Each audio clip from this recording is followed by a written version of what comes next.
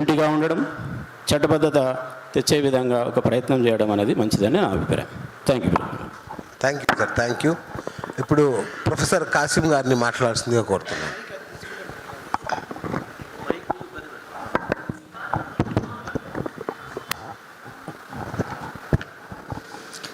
ఈ కార్యక్రమానికి అధ్యక్షత వహిస్తూ నిర్వహిస్తున్న నా మిత్రుడు శ్రీనివాస్, వేదిక మీద ఉన్న పెద్దలు శ్రీధర్ గారు, ఇంకా జర్నలిస్టులు మిత్రులందరికీ పేరు పేరున నమస్కారం. సోషల్ మీడియా అనే అంశం ఇప్పుడు ప్రధానమంత్రి నుంచి మొదలు పెడితే ముఖ్యమంత్రుల వరకు మాట్లాడే ఒక సందర్భం వచ్చింది. ఎందుకు వచ్చిందంటే, అధికారంలో వచ్చిన తర్వాత సోషల్ మీడియాకి వ్యతిరేకంగా మాట్లాడే అలవాటును ప్రారంభం చేసుకుంటున్నారు ఎవరైనా. ఎందుకు అంటే, వాళ్ళు అధికారంలోకి రావడానికి సోషల్ మీడియాని ఎట్లా ఉపయోగించుకున్నారో వాళ్ళకు తెలుసు కనుక, తిరిగి సోషల్ మీడియా ఎట్లా ప్రతికూలంగా మారుతుందో వాళ్ళకు అర్థమైంది కనుక సహజంగా ఇలాంటి కామెంట్స్ వస్తూనే ఉంటాయి. సందర్భం ఒక కామెంట్ కావచ్చు, కానీ మనం ఇక్కడ కూర్చున్న సందర్భం ఏదో ఒక వార్త వచ్చినప్పుడు కూర్చోవటం అనేది జరుగుతూ ఉంటుంది. అయితే దేశవ్యాప్తంగా ఈ 10-15 సంవత్సరాల్లో వచ్చిన అనేక మార్పులు, ఆ మార్పుల్లో భాగంగా సామాజిక మాధ్యమాలు ప్రజల చేతుల్లో ఒక ప్రధాన అస్త్రంగా మారాయి. అనివార్యంగా ప్రజల అభిప్రాయాన్ని ప్రోది చేయడానికి, ఆ ప్రోది అయిన అభిప్రాయాన్ని పాలకులకు వ్యతిరేకంగా మలచడానికి, లేదా సమాజంలో అనేక సమస్యలని ప్రధాన స్రవంతిలోకి తీసుకురావడానికి యూట్యూబ్ లాంటి మాధ్యమాలు ప్రముఖ పాత్ర వహిస్తున్నాయి. ఈ వహించినప్పుడు ఇవి ఇష్టము లేని వర్గాలు, లేదా ఆ విషయాలు ప్రధాన స్రవంతిలోకి వచ్చినప్పుడు వాళ్ళకు నష్టం జరుగుతుంది అని అనుకున్న వర్గాలు సహజంగా దీనికి వ్యతిరేకంగా స్పందిస్తూ ఉంటారు. అయితే విలువలకు సంబంధించి మాట్లాడవలసి వస్తే ఏ విలువల్ని మాట్లాడాలనేది ఒక పెద్ద ప్రశ్న. ఎవరి విలువలను మాట్లాడాలి, ఎవరు విలువలు సరైనవి, ఆ విలువల్ని మొత్తం సమాజం ఎవరు పాటించాలి? ముఖ్యంగా భారతదేశం లాంటి దేశాల్లో ఒకప్పుడు పార్లమెంటు, అసెంబ్లీ చాలా సంస్కారవంతంగా నడిచే సందర్భం మనం చూసాం. ప్రధానమంత్రి స్థాయి లాంటి వాళ్ళు మాట్లాడే మాటల్ని ఇప్పుడు చూస్తున్నాం. ఎన్నికల సందర్భంలో ముఖ్యమంత్రుల సంభాషణను చూస్తూ ఉన్నాం. అంటే సహజంగా రాజకీయ నాయకత్వం సమాజానికి కొన్ని విలువల్ని, కొంత మేరకి విలువలు నేర్పిస్తుందని, ఆ రాజకీయ నాయకత్వానికి దూరంగా ఉండి ప్రజలందరినీ సమీకరించే ప్రజా ఉద్యమాలు, వివిధ రకాల పోరాటాలు సమాజానికి కొన్ని విలువలు నేర్పిస్తాయని మనం చరిత్ర అశాంతం చూసాం. కనీసం ఈ ఆధునిక కాలంలో చూసినా కూడా భారతదేశంలో జరిగిన జాతీయోద్యమం, సంఘ సంస్కరణోద్యమం, ఆ సంఘ సంస్కరణోద్యమ కాలంలో, జాతీయోద్యమ కాలంలో ఉనికిలోకి వచ్చిన మీడియా ఈ సమాజాన్ని చైతన్యం చేయడానికి ఎట్లా ఉపయోగపడింది, దాన్ని అణిచివేయడానికి ఆనాటి బ్రిటిష్ ప్రభుత్వం ఎట్లా పనిచేసింది కూడా మనకి చరిత్ర చెప్తూ ఉన్నది. వీరేశలింగం గారు పత్రికల్లో మొత్తం స్త్రీల సమస్యలు రాస్తూ ఉంటే ఒకరోజు అడిగారట ఎవరు, ఏమండి చదివేదంతా మేము పురుషులను చదువుతున్నాము, మీరేమో స్త్రీల సమస్యలు, ఆడవాళ్ళ సమస్యలు రాస్తున్నారేమిటి అని అడిగారట. అడిగితే అప్పుడు వీరేశలింగం గారు, స్త్రీ విడిగా లేదు కదా, ఇప్పుడు స్త్రీ ఎవరి చేతిలో ఉన్నది? తండ్రి చేతిలో, భర్త చేతిలో, అన్న చేతిలో, తమ్ముడి చేతిలో, అంటే పురుషుల చేతుల్లో ఉన్నది. కనుక వారిలో చైతన్యం మొదలు మీరు పురుషులుగా చైతన్యవంతమైతే వాళ్ళు ప్రధాన స్రవంతిలోకి వస్తారు. కనుక మీకోసం రాస్తున్నది, టార్గెట్ రీడర్స్ మీరు, కానీ సమస్య వాళ్ళది. ఆ సమస్య నుంచి వాళ్ళు బయటపడడానికి మీరు చైతన్యం కావాలని అనుకున్నాడట ఆయన. కనుక అట్లా చూసినప్పుడు సమాజంలో ఎవరిని చైతన్యం చేయాలనో వారిని చైతన్యం చేయడం కోసం మీడియా ఒక ప్రధాన పాత్ర వహిస్తూ వచ్చింది. నిజానికి ఆ రోజుల్లో ఒక చిన్న వార్త వస్తే ఆ వార్తను చూసి మంత్రులు కూడా దాన్ని పట్టించుకొని, కేంద్ర మంత్రులు కూడా రాజీనామాలు చేసిన సందర్భాల్ని మనం చూస్తూ ఉన్నాం. ఇవాళ మీడియాలో ఎన్ని వార్తలు వచ్చినా కనీసం ఒక ఎమ్మెల్యే ఒక అధికారి స్పందిస్తున్నాడా అనేది ఒక పెద్ద ప్రశ్న. అంటే ఈ సమాజమే మొద్దుబారిపోయి ఉన్నది. మొద్దుబారిపోయి ఉన్న సమాజంలో విలువల గురించి సోషల్ మీడియాకి ఒక విలువ, ప్రధాన స్రవంతి మీడియాకి ఒక విలువ, ఇంకో మీడియాకి ఒక విలువ అని మాట్లాడే సందర్భం ముందుకొచ్చింది. అందుకే రాజకీయ నాయకులు చట్టబద్ధంగా, రాజ్యాంగబద్ధంగా సమాజంలో ఏ విలువలైతే ఉంటే సమాజం బాగుంటుందో ఆ విలువల ప్రకారం రాజకీయ నాయకులు వ్యవహరిస్తే ఖచ్చితంగా సమాజంలో అందరూ అదే పద్ధతిలో నడుస్తారు. వాటిని వదిలేశారు, ఎప్పుడో మీరు వదిలేశారు కనుక ఇప్పుడు గొంగట్లో అన్నం పెట్టుకొని వెంట్రుకలు ఏరేసే కార్యక్రమం మనం మొదలుపెట్టాం. మారవలసింది గొంగడి. గొంగడి మార్చకుండా ఇంకెంత మాట్లాడినా మళ్ళీ అక్కడికే వస్తుంది చర్చ. కనుక సోషల్ మీడియాలో పనిచేస్తున్న వాళ్ళు, సోషల్ మీడియా పెట్టుకున్న వాళ్ళు ఎవరైనా సరే సమాజంలో భాగమే, సమాజానికి దూరమైన మనుషులు కాదు. సమాజంలో భాగమైనప్పుడు ఆ సమాజంలో ఉండే అన్య వర్గ లేదా ఇతరేతర భావాలు, ధోరణులు అన్నీ ఖచ్చితంగా దానిలో రిఫ్లెక్ట్ అవుతూ ఉంటాయి. అట్లా రిఫ్లెక్ట్ అవుతున్నాయి, కొన్ని చూస్తున్నాం మనం. వాటికి ఎవరికి వాళ్ళు నియంత్రణ, ఒక సామాజిక నియంత్రణ మనకు మనం రూపొందించుకోవటం అనేది ఒకవైపు చేయాలి. సేమ్ టైం చట్టబద్ధమైన ప్రభుత్వం ఉన్నప్పుడు ప్రభుత్వం కూడా ఇది మంచి ఇది చెడు అనుకున్నప్పుడు, ఇప్పుడు శ్రీధర్ సార్ లాంటి వాళ్ళు ఉన్నారు, ఒక కమిటీ వేయండి, వేసి యూట్యూబ్ రూపొందించిన నియమ నిబంధనలే కాకుండా ప్రభుత్వాలు, ఒక రాష్ట్ర ప్రభుత్వానికి ఒక నియమ నిబంధనలు ఉండవలసిన అవసరం ఉన్నది కదా, దానికోసం ఒక ఏర్పాటు చేసి రూపొందించండి. రూపొందిస్తే ఎవరు ఆ పరిధిలోకి వస్తారు, ఎవరు రారు అనేది అప్పుడు తేల్చుకోవచ్చు. కనుక సోషల్ మీడియా ఉండటం మూలంగా ప్రజలందరి చేతిలో సెల్ ఫోన్ ఉన్నది. ఈ సెల్ ఫోన్ ఉన్న వాళ్ళందరూ కూడా అత్యంత వెనుకబడిన సమాజం. ఈ వెనుకబడిన సమాజానికి ఆర్థికంగా, రాజకీయంగా, సామాజికంగా వెనుకబడిన వాళ్ళు కనుక వాళ్లకు సంబంధించిన భావాలన్నీ ప్రధాన స్రవంతి మీడియాలో రానప్పుడు సహజంగా సోషల్ మీడియాని ఆశ్రయిస్తారు. ఎంతమంది ప్రముఖులు అయ్యారు సోషల్ మీడియా వలన? సాధారణ మనుషులు, మామూలు మనుషులు అసాధారణ మనుషులుగా మారారు సమాజంలో. ఎందుకు? ఈ ప్రధాన స్రవంతి మీడియా మరి వారి చుట్టూ తిరిగిందా? ఇంతకుముందు ఎవరు అన్నారు, పెట్టుబడికి కట్టుకథకు పుట్టిన విషపుత్రికలు పత్రికలని శ్రీశ్రీ ఏదో సందర్భంలో రాశాడు. ఆయన దగ్గరికి వచ్చి, సార్ మీరు విన్నారా ఈ వార్త అన్నారట. ఏమిటి అంటే, కృష్ణశాస్త్రి గారు చనిపోయారు అన్నారట.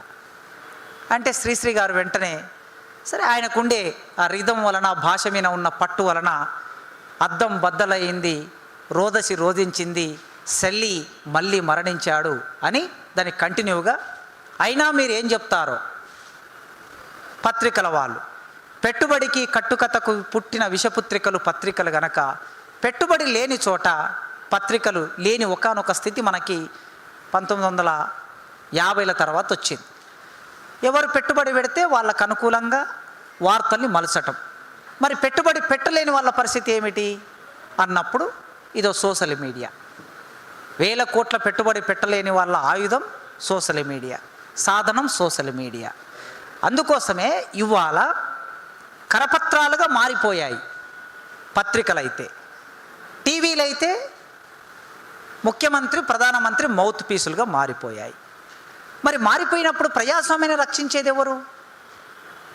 ప్రజాస్వామ్యం అంటూ బతికుండాలి కదా, రాజ్యాంగం అంటూ బతికుండాలి కదా. ఇది బతికుండాలంటే సహజంగా మనందరి భావాలే మనం వ్యక్తం చేయాలనుకుంటున్నాం. సమాజంలో బుద్ధిజీవులుగా, చదువుకున్న వాళ్ళుగా ఇంత చైతన్యం వచ్చింది.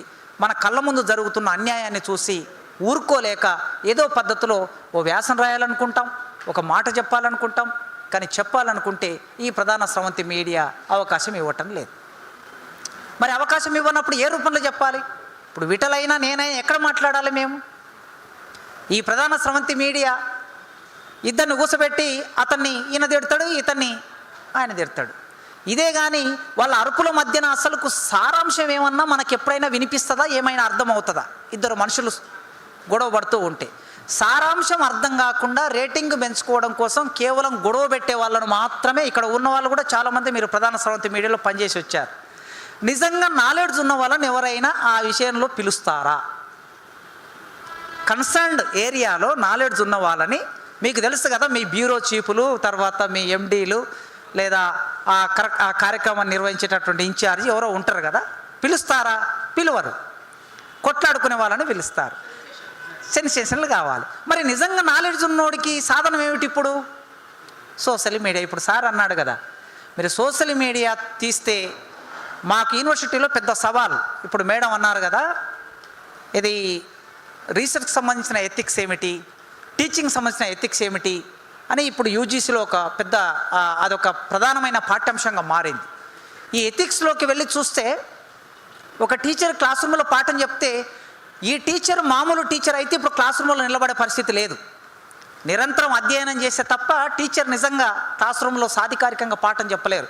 నీకన్నా ఎక్కువగా 10 పాఠాలు యూట్యూబ్లో లభిస్తున్నాయి. నీకన్నా ఎక్కువగా ఇంటర్నెట్లో సమాచారం. నువ్వు ఎప్పుడు 20 ఏళ్ళ కిందట పీజీ అయిపోయినప్పుడు నువ్వు రాసుకున్న నోట్స్ ఏదైతే ఉంటుందో అదే నోట్స్ ఇప్పుడు టీచ్ చేసే పరిస్థితి లేదు. వాడు ఇంకొక 10 పుస్తకాలు రెఫర్ చేసి అమ్మాయి అయినా అబ్బాయి అయినా రెఫర్ చేసి క్లాస్లోకి వస్తూ ఉన్నారు. అంటే ఇంత సమాచారం లభిస్తుంది. ఇంత నాలెడ్జి ప్రధాన స్రవంతితో సంబంధం లేకుండా సమాంతరమైన మీడియా ద్వారా వస్తుంది. అందుకే ఈ సమాంతరమైన మీడియా ఒక బర్రెలక్కను మొత్తం 2 తెలుగు రాష్ట్రాల్లోనే కాదు భారతదేశంలోనే అంత పెద్ద ఫేమ్గా, సరే అది సెన్సేషనల్గా ఏం మారింది, దానివల్ల ఫలితం ఏమిటి, ఇదేమిటి అదేమిటి తర్వాత చర్చ, ఇంకో చర్చ అది. కానీ ఒక మామూలు అమ్మాయి ఈ 2 తెలుగు రాష్ట్రాల్లో ఇంత ప్రధానమైన మనిషికి ఎట్లా మారింది అన్నప్పుడు సోషల్ మీడియానే. అందుకే సోషల్ మీడియా అనివార్యం. సోషల్ మీడియా ఉండాలి, సామాన్యుల గొంతుగా ఉండాలి. మీరు మొన్న ఎన్కౌంటర్ జరిగింది. ఎన్కౌంటర్ విన ప్రధాన స్రవంతి మీడియా ఏం వార్తలు చూయించింది మనం చూసాం. ప్రధాన స్రవంతి మీడియా రిపోర్టర్లు అక్కడికి వెళ్ళారు, అక్కడ చెట్లు చూయించారు, అన్నీ చూయించారు. కానీ వాస్తవాలు ఏం చెప్పారని చూస్తే మళ్ళీ వాస్తవాలు చూడాలనుకుంటే మనం సోషల్ మీడియాలోకి రావాల్సి వస్తుంది. చాలా డెప్త్లోకి వెళ్ళి సోషల్ మీడియా విషయాన్ని బయట పెట్టింది. ఈ ఒక్క విషయమే కాదు, ఏదైనా సరే. అందుకే ఈ సోషల్ మీడియాని కాపాడుకోవడం కోసం మనం ఏం చేయాలనుకున్నప్పుడు నిజంగా కొన్ని సమస్యలు ఉంటాయి. ఈ సమస్యలు చూసి పెద్దగా భయపడవలసిన అవసరం లేదు, గాబరపడవలసిన అవసరం లేదు, ఏదో ప్రపంచం అంతా మునిగిపోతుంది అని అనుకోవాల్సిన అవసరం లేదు. సమస్యలు ఏదైనా సరే ఒక వ్యవస్థ ముందుకొచ్చినప్పుడు ప్రారంభ దశలో సహజంగా కొన్ని సమస్యలు ఉంటాయి. వాటిని ఎట్లా పరిష్కరించుకోవాలనేది ఇట్లాంటి సందర్భాలు కూర్చొని మాట్లాడుకుంటాం. మనకు మనం నియంత్రణ పెట్టుకుంటాం, సమాజం నియంత్రణ పెడుతుంది. నిజంగా అది వినలేని పరిస్థితిలో ఆ సోషల్ మీడియా వ్యక్తం అవుతుంది అనుకున్నప్పుడు ఖచ్చితంగా సమాజం మనల్ని చూడదు. మన సమాజానికి కొంత ఇంకితం ఉంది, ఇప్పటికి ఇంకా పోలేదు. అందుకే ఒక మేడం చెప్పినట్లు నిర్మాణం కాకపోతే ప్రాథమిక స్థాయిలోనే అదవుతాం కనుక ఒక నిర్మాణం కావాలి. నేను అనుకున్నా ఇవాళ సోషల్ మీడియా అంటే ఇప్పుడు నాకు తెలిసి కనీసం కొన్ని 1000 ఛానల్స్ ఉన్నాయి కదా, మరి వీళ్ళందరూ వస్తారు కావచ్చు, ఏం జరుగుతుందో అక్కడ అనుకొని లేటుగా వచ్చాను. నేను నా పిహెచ్డి స్కాలర్స్ వస్తే వాళ్ళతో మాట్లాడి లేటుగా వచ్చాను. కానీ ఇక్కడ వచ్చి చూస్తే ఎందుకు మరి అంటే మనలోకి కూడా ఏమో భయాలో రాజకీయాలో రంగులో, మరి శ్రీను పెట్టిన ఈ సభకు వెళ్తే మేమేమవుతామో, మేము ఏ కలర్ కోతామో అని అనుకున్నారో మరి ఏం సంగతో. ఇది సీన్ సమస్య కాదు, ఇది ఒక్క సీన్ సమస్య కాదు.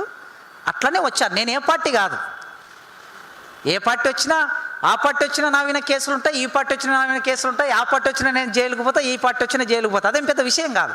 కానీ నేను శ్రీను మేమిద్దరం 90-95 కాలంలో జర్నలిజంలోకి ప్రవేశించిన వాళ్ళం చాలా ఫ్యాషన్గా. నేను తర్వాత దాన్ని వదిలేశాను. ఆ శ్రీనివాస అందులో కంటిన్యూ అవుతున్నాడు. ఆయన ఈనాడు పత్రికలో, నేను వార్తాపత్రికలో చేరాం. డిగ్రీ చదువుకున్నాం. మేము డిగ్రీ ఫస్ట్ ఇయర్ చదువుతున్నాం నిజాం కాలేజీలో.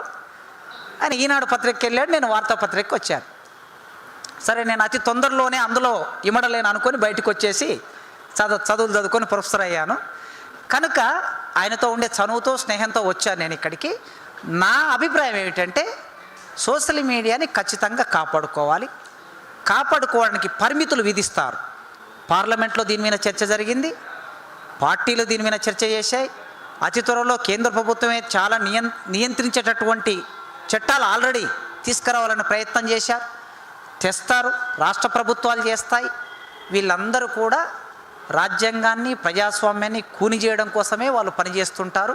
ఆ విలువని కాపాడుకోవడం, మానవీయ విలువని, మంచి విలువని, ప్రజాస్వామ్య విలువని కాపాడుకోవటం పౌరులుగా మన ధర్మం, పౌరులుగా మన బాధ్యత. సమాజంలో ఉన్నాం కనుక ఆ బాధ్యత నిర్వర్తించడానికి మీరందరూ ఏకమయ్యే క్రమంలో నా చిన్నపాటి తోడుపాటు ఏమైనా ఉంటే ఖచ్చితంగా మీతో పాటు ఉంటాను. ఎందుకుంటానంటే ప్రధాన స్రవంతి మీడియా మమ్మల్ని విస్మరిస్తే ఇవాళ యూట్యూబ్ ఛానల్సే కదా మా గొంతును మొత్తం సమాజానికి కొన్ని లక్షల మంది వాచ్ చేస్తున్నారు మమ్మల్ని. ఏ ఊరికి వెళ్ళినా కూడా, మీరు ఎంత ఇంటీరియర్ గ్రామానికి వెళ్ళినా కూడా మమ్మల్ని గుర్తుపడుతున్నారు. ఎట్లా గుర్తుపడుతున్నారు అని అంటే సోషల్ మీడియా వల్లనే. మేము చెప్పాలనుకున్న భావాలన్నీ మేము చెప్పగలుగుతున్నాం. అందుకోసమే దీన్ని కాపాడుకోవడం మనందరి బాధ్యత. మీతో పాటు నేను ఉంటానని కోరుకుంటూ అవకాశం ఇచ్చినందుకు ధన్యవాదాలు. సీనియర్ జర్నలిస్ట్ ఆనందం గారు మాట్లాడారు.